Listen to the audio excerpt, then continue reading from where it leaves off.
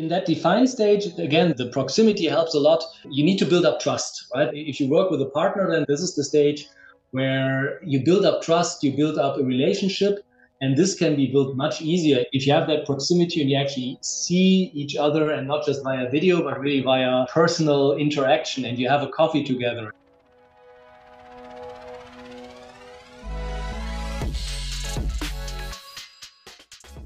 Hello and welcome to the Strategic Partnerships podcast series. My name is Balzhano Razbaeva, Manager Strategic Initiatives at UIN, and I'm your host for today. Today we're thrilled to have Max Riedel, Head of ZEISS Innovation Hub at KIT and our co-host of the upcoming UIN Forum in Karlsruhe, Germany in September. Max will share how proximity builds trust and drives innovation, the importance of collaborating with students, and a groundbreaking innovation circle concept. We have a very special guest today joining us. Hello, Max. Thank you for joining me. So Max Riedel, our co-host of UIN Forum in Germany, but also head of ZEISS Innovation Hub, is here today with us to share some insights into the key themes of the upcoming UIN Forum that is going to take place on 19th of September in Karlsruhe, Germany, where we will be focusing on the topics around proximity and how it influences strategic collaboration in university business cooperation. So thank you so much, Max, for joining me today. I very much look forward to having our conversation with you. Thank you, Balzhan. Glad to be here and thanks for having me. Needless to say, we're very much looking forward to go to Karlsruhe very soon, but also just as a reminder to everybody, today's event, but also the event that we're having in Karlsruhe very soon are not the only things that we do at UIN. So this event is part of our free fireside chat series and for other things that we do, including workshops, how-to sessions, deep dive, case studies, as well as forums, please head to uin.org events to see what's on. And without further ado, Max, let's just dive right into it. I can, of course, highly recommend everything you're doing. Thank you so much. Hopefully, our participants will get to experience that themselves as well. So, Max, can you provide a brief overview of the ZEISS Innovation Hub and its mission? The ZEISS Innovation Hub at KIT has both these organizations in its name, ZEISS on one hand as the company, and KIT, the Karlsruhe Institute of Technology, on the other hand as the university we're having a strategic collaboration with. And the hub is, I would say, it's two things, at least for me, it's two things. On one hand, the hub is really a building. It's a physical space that's on the campus of KIT. ZEISS built a building on the campus of KIT. And then in that building, you have several parties, and some of them are from KIT. And also there's a ZEISS pre-development unit that I'm heading also in the building. So that's the building. And then for me, the ZEISS Innovation Hub at KIT is also the title of my unit, which is, as I said, an advanced development unit for ZEISS. And what we're doing here is basically looking at the things that are going on around us in our innovation ecosystem at the university, of course, also other universities, but of course also at spin-offs and other companies in the area.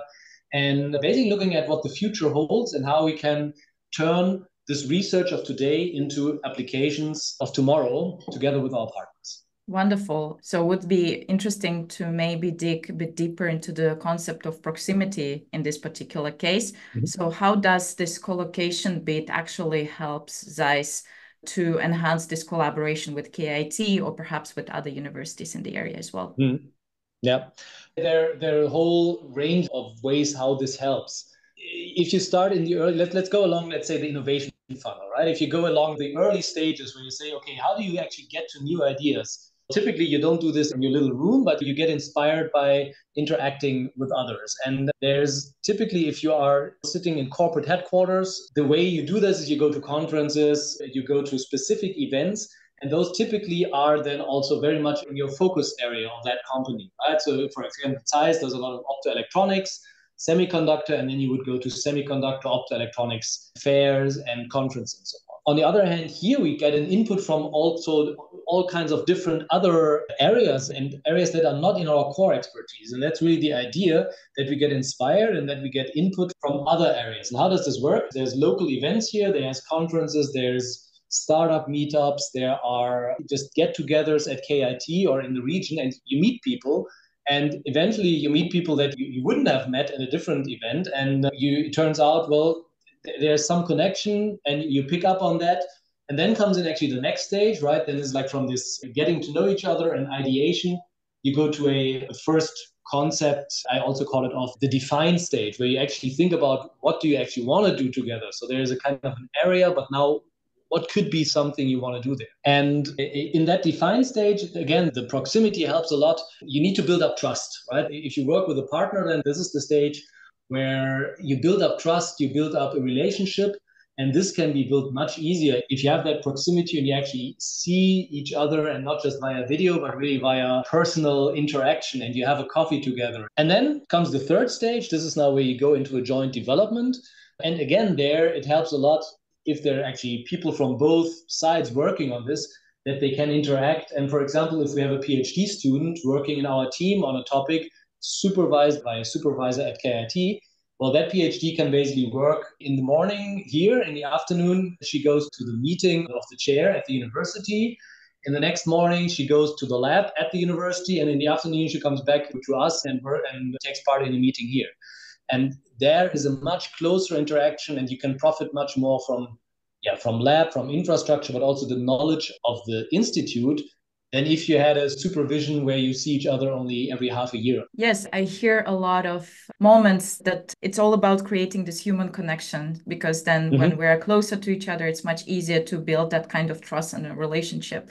So that actually brings me to the next point. You were talking about how PhD students, for example, are capitalizing on this very close connection to being very close to the university as well as then to the company. I can imagine that attracting talent is a big topic and educational bit of it. So maybe we can touch upon that as well. Yes, and that's actually one of the core missions of the hub. So it's not about just transferring topics, but really also talents. And the hub it's a booster, right? So it's also about working with students and young professionals, and then the students also have a chance to look for the best students, offer them then a position here. Then while they work here, they are in a very free but also very responsible environment, because we're working on potentially big topics with potentially very high impact. So there's a lot of stakeholder management involved and so on as well. And they learn this, and then after that, they basically are boosted to be impactful in a corporate world. So how does the proximity now help, right, with this? We have a super high student-employee ratio. It's actually, we have more students than employees. So it's, if I count only those employees who really do the researchers, it's probably a 2-to-1 ratio, higher than any other department at ZEISS. And that is, first of all, we consider it one of our missions. On the other hand, it's also much easier for students to come here and to apply here. And so the headquarter of ZEISS is in Oberkochen, which is a rural town, and the next big cities are quite far away, actually. And so getting a student there needs a lot of kind of dedication from the student.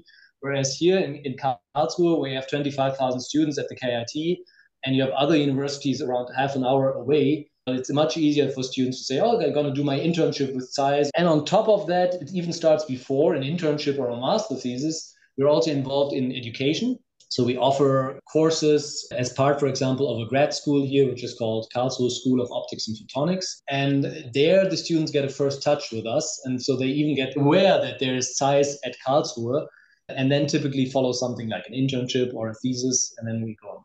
This is an impressive portfolio of different activities that you do also in education, but I was personally very impressed by the ratio that you just mentioned. It's, I think, something to be proud of, and nurturing this young talent and then also helping them find a way in the corporate world, I think, is one of the missions to be proud of, most certainly.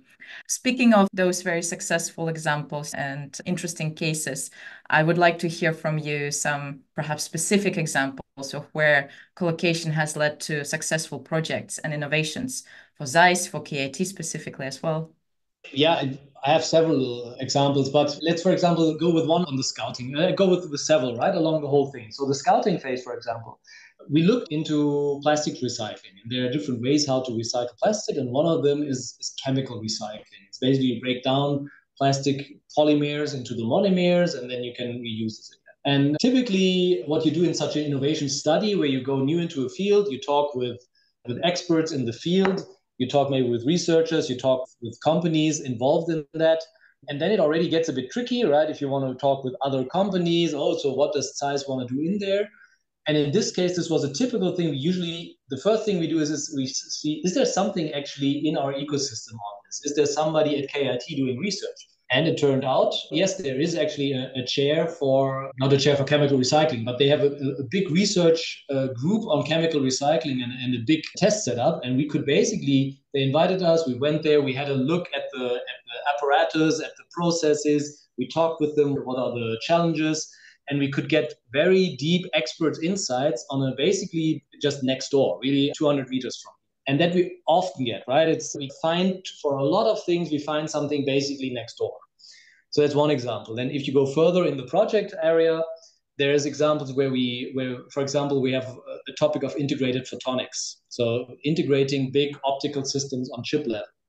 And to now characterize these chips, so you first need to fabricate them. There's clean rooms at the university, there's the machinery there, and then you need to characterize them. And we are collaborating very close with the lab of Christian Kroos here. And he has in his lab all the apparatus, also very expensive apparatus that you need to do that. And we had a project we were thinking of doing in our semiconductor business. And they were still discussing how to set this up and if to do this and so on. And we just launched a master thesis together with Christian. The master student was in that lab working on the project. One of my team members was basically supervising that student, going to that lab every second day. And within 3 months, we had a demonstrator, and our business unit was very amazed how quick we could actually do that.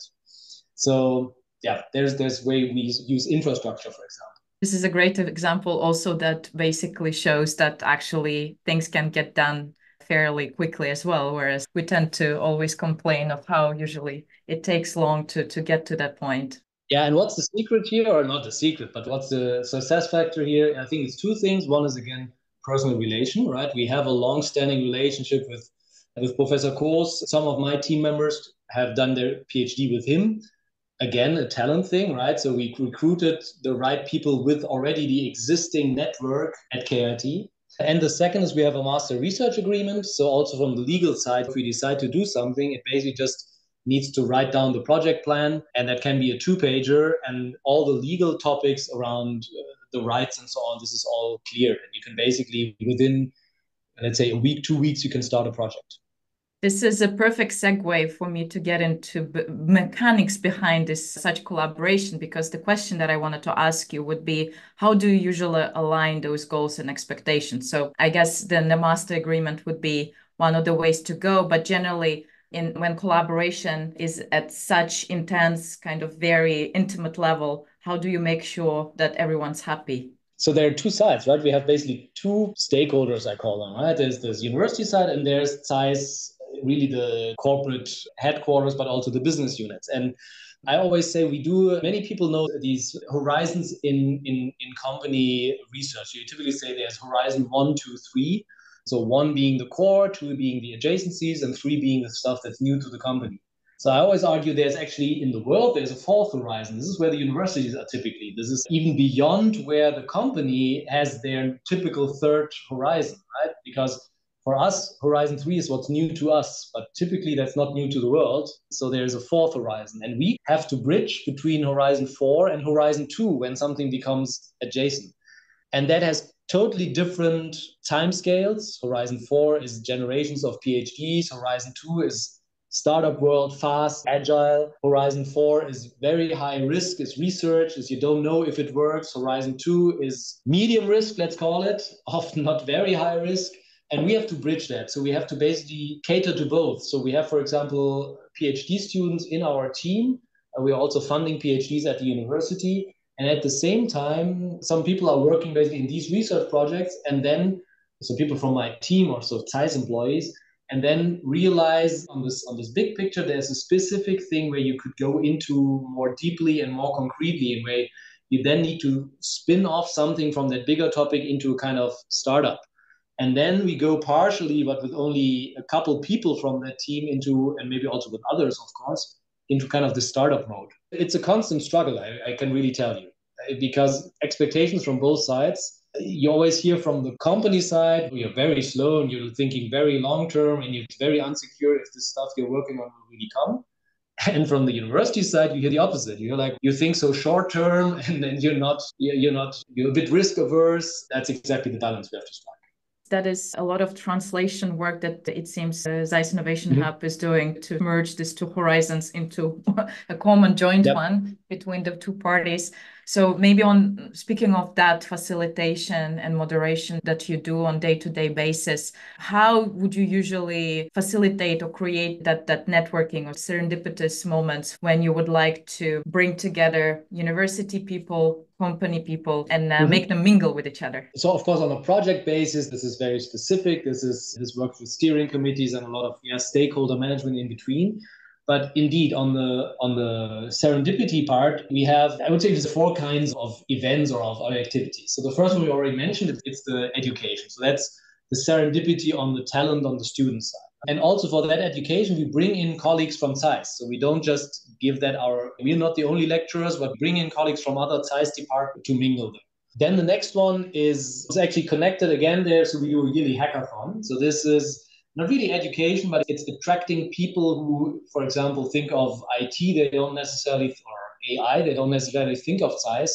And that's about basically making sure people know that ZEISS is not just optics, but also obviously today, like any high-tech company, a lot of software and a lot of software and AI and other things like that. And then the third and fourth one is rather more what you probably were picking up on, is how to get ZEISS experts and KIT researchers together.